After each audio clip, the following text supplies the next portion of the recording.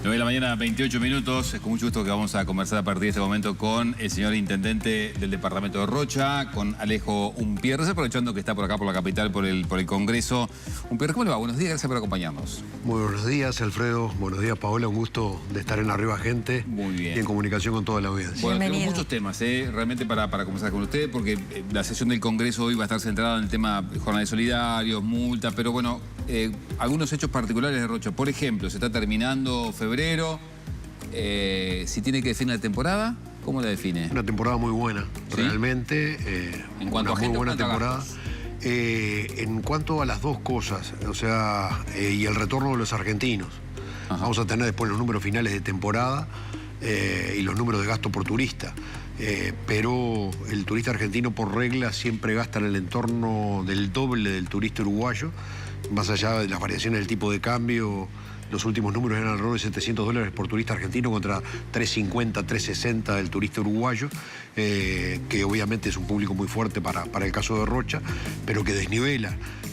Rocha tenía, antes de la pandemia, 180.000 visitantes argentinos y había caído a 60.000 y logramos repuntar a 120. Vamos a ver los números finales, pero se ha visto un notorio aumento de turismo. No se llega a niveles prepandemia, pero se acerca. Exacto. Hay algunos datos relevantes, por lo menos, como digo yo, que apunta al aumento del gasto, que es la capacidad de consumo, que se traduce en un factor indirecto.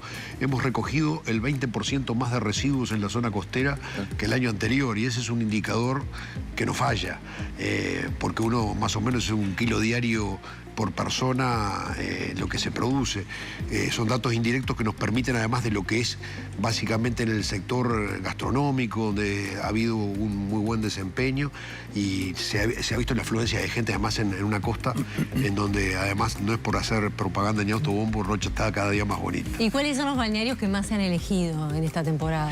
Es que Rocha tiene una diversidad muy grande de balnearios, que es muy difícil decir hay un balneario que es el balneario de punta, pero no, porque cada cual tiene un núcleo de turistas muy especiales. Hay un turismo de corte más social, que es el Parque Nacional de Santa Teresa, que es el turismo de la gente amante de la naturaleza. A veces vemos muy buenos vehículos y camionetas 4x4, hay gente que tiene ese perfil, pero bueno, es un acceso a un turismo de corte muy popular, un turismo también de frontera, que es en la zona de Barra del Chuy, Punta del Diablo, que viene en un repunte impresionante, La Pedrera, que recuperó después de años de deterioro sus valores inmobiliarios por fiestas, carnavales que se habían transformado de alguna manera en un desbunde. Hoy día recuperó su pujanza. La Paloma, que también ha tenido un fuerte repunte. O sea, la Costa Rocha presenta un fuerte incremento en un departamento que se transformó en el tercer departamento de crecimiento demográfico, con las limitaciones que significa ello.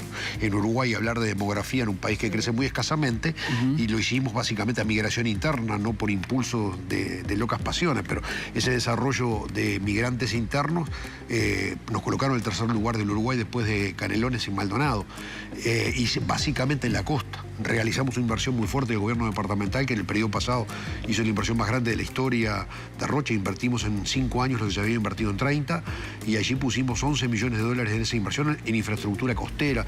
Hay una mejora notoria que además es algo que nos transmiten los visitantes en lo que es la red vial, los espacios verdes, los florales, los monumentos públicos, que creo que forma parte también de un atractivo y que es algo que hemos compartido con distintos actores del mundo turístico, que hay una elevación del segmento social, por decirlo de alguna manera, de capacidad de gasto. Se ha visto menos pasajero de ómnibus, y esto nos han transmitido las empresas de ómnibus, y más vehículos particulares. Y esto también es un indicativo, por lo tanto, del perfil turístico que está también de alguna forma cambiando en el departamento. Bien. Y ni que hablar de una importante oleada de inversiones desde básicamente capitales argentinos, que hay un corrimiento, o no diría un corrimiento, creo que hay simplemente una búsqueda de inversiones inmobiliarias en Rocha. Recordemos que vamos a tener un nuevo aeropuerto, esperemos en este quinquenio, que ya fue votado recientemente en el presupuesto nacional, después de más de 2 años de negociaciones. Se realizó la doble vía que llega a Rocha. O sea, Rocha está viviendo un proceso de transformación muy fuerte.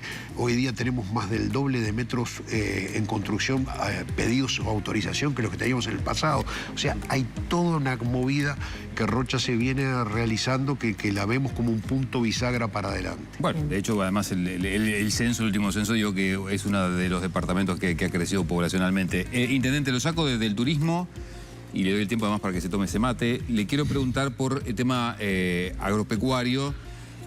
Parece medio loco, ¿no? Porque por un lado tienen ustedes la situación de los arroceros. Bueno, de hecho, se viene ahora la inauguración de la cosecha, va a estar el presidente seguramente ahí en su departamento, pero tienen a productores muy afectados por el último temporal, que perdieron todo, más de 5.000 hectáreas afectadas, pero por otro tienen una emergencia por déficit hídrico.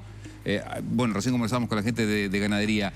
¿Qué puede hacer la Intendencia para ayudar a las dos puntas, digamos, de Esto la es como de loco. Estamos en una emergencia agropecuaria por sequía y se perdieron 5.000 hectáreas por granizo. Exacto. Es como una... digo, yo sonrío, pero realmente es trágico para las personas que lo sufrieron. Es esta impredecibilidad que siempre tiene el medio rural como hecho productivo, donde el clima funciona como una unidad que tú no puedes ajustar a tu antojo. Rocha está muy afectada por la sequía, incluso ahora hablábamos con Gariboto a la salida, con Gustavo, de que pedimos la declaración de las 2 seccionales más al norte del departamento, que es Cebollatí y Lascano, por decirlo así, que están muy afectadas por la sequía realmente y no fueron incluidas en esta última declaración de emergencia, que no incluyó a las seccionales del norte de Rocha, que están en una situación calamitosa realmente. Y Rocha, el gobierno de Rocha ha ido acompañando todo este proceso de una forma muy potente. Hemos realizado más de 30 perforaciones por alumbramientos de aguas, con un costo de más de $150.000, a costo del gobierno departamental. El productor pone lo que se llama el entubado, y nosotros pagamos el costo de la perforación. El pozo. Del pozo. ¿En qué periodo? Esto en el último año y fracción, porque esto de la sequía ya se transforma en un hecho recurrente. Antes nos dedicábamos a hacer aguadas y a limpiar aguadas.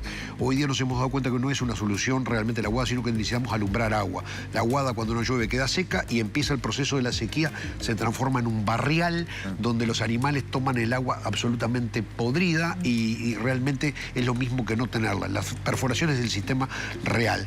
Lo estamos haciendo con pequeños productores, obviamente, de 50, 30, 80, 100 hectáreas, que viven en el medio rural además. Hemos llevado además agua para consumo animal y consumo humano, increíblemente.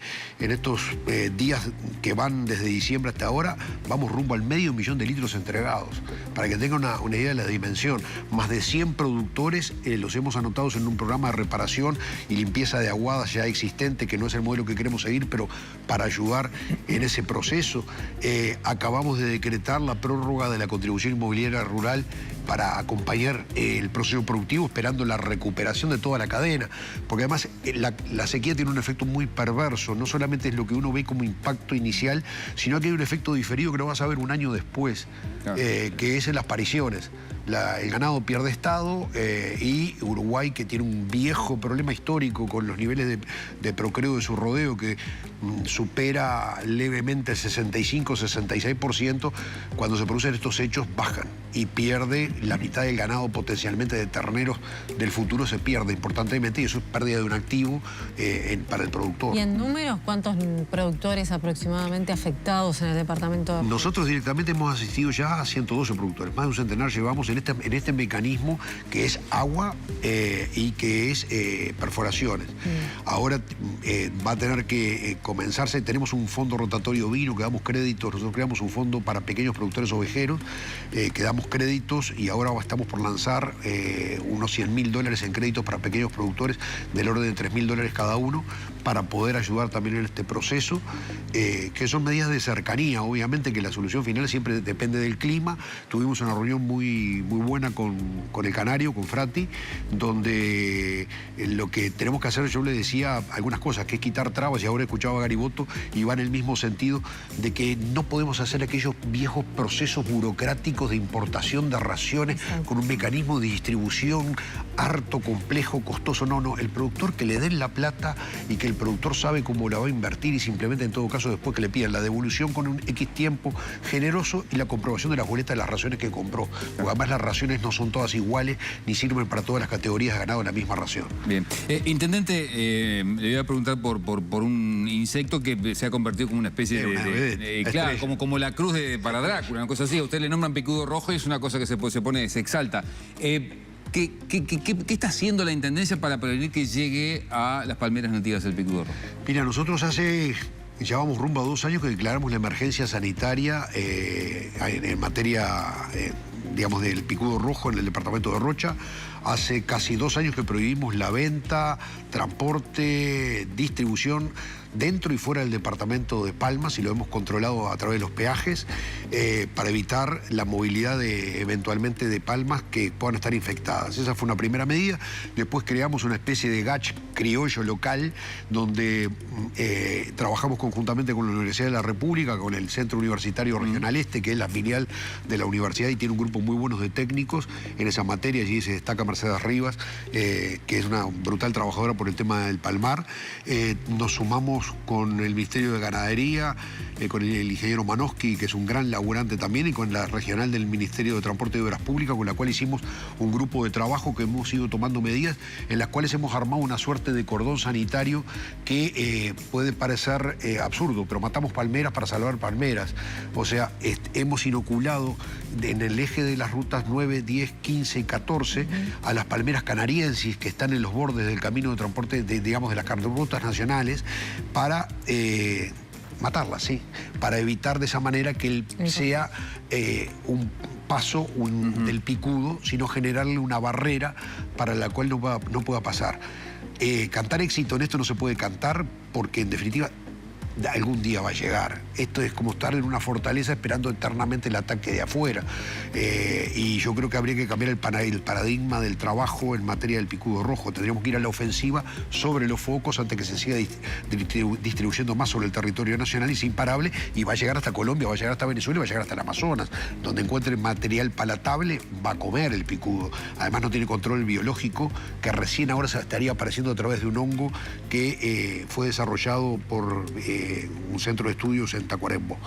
O sea que es una batalla perdida. En principio, ¿es batalla perdida? No es batalla perdida. Lo que pasa es que ganar la batalla tiene un costo económico muy alto, donde llega un momento que uno tiene que hacer una curva de gasto y decir, hasta acá llego, porque no puedo seguir gastando recursos públicos para sostener un ornato público y un capital biológico, básicamente en los espacios públicos. Más de 2.200 palmeras tenemos inoculadas hoy día en Rocha, aparte del cortafuego canariensis. Pero si entra en el Palmar Butiá, en el que conocemos todo como una postal de Rocha, son más de 2 millones de palmeras sobre 70.000 hectáreas. ¿Y cuánta plata tuvo que poner la Intendencia? Es inencarable económicamente si llegara. ¿Cuánta plata tuvo que poner la Intendencia de Rocha? Y nosotros estamos calculando que tenemos que, en el orden de los $250.000 anuales. Es una suma fuerte, más cuando la sumas en un quinquenio termina representando $1.250.000, que, para hablar en términos criollos, que es lo que le importa a un vecino de un barrio, son 5 barrios asfaltados, para decirlo así, con cordón cuneta y su trabajo correspondiente de urbanización. Entonces tú tienes que sacar recursos de un lado, desviarlos hacia otro, y es una cuestión importante, y estamos en esto, como digo, un poco solo, porque no hemos sentido que haya desde el resto del espectro un trabajo a fondo. Se creó un grupo, una especie de GACH nacional, pero que no ha tenido mucha deliberancia, ha tenido más deliberancia que resoluciones. El SECOED departamental lo planteó ante el SINAE, ante el Sistema Nacional de Emergencias. Tampoco hemos podido avanzar allí, y nos encontramos, como siempre decimos, un poco solo en esta batalla, un poco medios de Quijotes contra molinos de viento. O sea, que ambienten en la bolilla. No hemos tenido resoluciones concretas, esa es la realidad. Tuvimos reunión con Edgardo y le hicimos alguna serie de planteos, incluso para tratar de generar alguna suerte de emergencia que nos permitiera acceder eventualmente a fondos internacionales, que los hay en forma abundante. Ahora vamos a lanzar el 13 de marzo, es el Día del Palmar, que es por ley, fue un proyecto de ley que presentó nuestro diputado Milton Corvo en el periodo pasado, y vamos a hacer un conjunto de actividades. Una de ellas es regeneración de palmar nativo, que es lo que estamos tratando, porque el palmar de todas maneras no lo va a matar el picudo rojo, lo va a matar la ganadería extensiva o tradicional, porque los renuevos no vienen. Ustedes, si viajan hacia el Chuy, van a haber palmeras nuevas en los ejes de los bordes de las rutas, pero no adentro de los campos. Hemos hecho ahora experiencias demostrativas con el CURE, con la Universidad de la República, y vamos a lanzar una batería de medidas tributarias para apoyo a aquellos productores que se sumen a un proyecto que pensamos encarar hasta 1000 hectáreas de regeneración de palmar, con exoneración de tributos, con apoyo de fardos, porque hay que retirar el ganado durante un periodo, apoyo en alimentos al productor que se sume y el cercamiento a costo del gobierno departamental para empezar a generar áreas de regeneración de palmar, que es más importante que lo que no hacer nada, por lo otro están muy bonitas en la postal, pero se están muriendo lentamente. ¿Con qué postura llega la Intendencia de Rocha al Congreso de Intendentes por el tema multas? Nosotros en esto, ¿Se rebaja o no se rebaja? En esto, mira, primera cosa, hay dos ejes. Las multas existen porque existen infracciones de tránsito. Entonces, yo sé que me duele porque a mí me duele. Aparte, yo he sido multado muchas veces porque acostumbro a manejar en modo automático y por exceso de velocidad, que es el 71% más del 50% de las multas son por exceso de velocidad. El infractor contumaz es el intendente de Rocha, digamos. He mejorado sustancialmente. Okay. En los últimos años, cada vez que pago tengo cada vez menos multas. He mejorado en forma sustancial. Okay. Pero el problema está en que la multa no responde a otra cosa que el castigo de una conducta ilícita. Y tenemos que tenerlo de ese lado, porque Uruguay tiene... y es un problema que tenemos que analizar a fondo, porque pasamos de 400 muertos en el 23 a 430 en el 24 a casi 500 en el 25. Va a presentar en marzo su reporte la UNACEB. Tenemos 21.000 accidentes de tránsito. O sea que no está de acuerdo. Tenemos con 28.000. No, ya te voy a hacer la precisión, porque creo que no tenemos que cambiar el eje, porque parece que el problema es la multa, no, el problema es la conducta infractora que tiene la persona. Ahora, es un problema que además es de 3 departamentos, no es de 19. ¿Por qué? Porque hay 1 millón de multas al año. 500.000 en Montevideo, 250.000 en Maldonado, 100.000 en Canelones, en número redondo. 850.000 multas del millón de multas están en Montevideo. Obviamente que los celos de los equipos inspectivos o los mecanismos tecnológicos inciden en todo esto, y la ley del embudo, donde todo el tráfico corre hacia estos departamentos o a la zona este en verano. Entonces, hay cosas que son generales y hay cosas que son de políticas departamentales, obviamente. Nosotros tenemos 5.000 multas en el año, o sea, 0,5% del total de multas. Para nosotros las multas no son un problema, ni la gente ni tenemos queja por eso. O sea, obviamente que surge básicamente en esta zona porque son las zonas que son más pobladas demográficamente y donde más sanciones hay. Sí, ahora vamos al punto de las multas. Las multas, yo creo que tienen que haber ajustes. Se hizo una tabla comparativa por el Congreso de Intendentes de las multas en Argentina, Brasil, España y Uruguay. E increíblemente los valores no están lejos con los de Argentina, son muy similares. Brasil es el país más barato y España, quizá también en otro marco económico, obviamente, y con más ingreso, hay que relacionar el ingreso a la multa, son multas más altas. Pero de todas maneras yo creo que merece una revisación, merece una rebaja y hay que analizarlo caso por caso, porque yo creo que hay conductas que deben ser severamente reprimidas. El manejar con alto grado de alcohol o manejar a muy alta velocidad, cuando si son 60 y vas a 150, no puedes permitir que ello ocurra. La sanción tiene que ser grave. Después el otro tema es la unificación de la patente con la multa, que esa es la discusión que hay, es la separación de ello. La realidad es que hoy en día las multas son nominales, porque tenemos una gran queja de las multas, pero el 75% de este millón de multas no se pagaron. Se pagaron solo el 25%. Números redondos estoy dando, ¿no? 75 quedan al olvido o pasan a integrar un mercado secundario de vehículos que luego pierden valor por las multas incorporadas, por la deuda de patente, y te lo venden a $1.500 el vehículo y sabes que tendrás que andar hasta que te dure y venderlo en las mismas condiciones que lo compraste.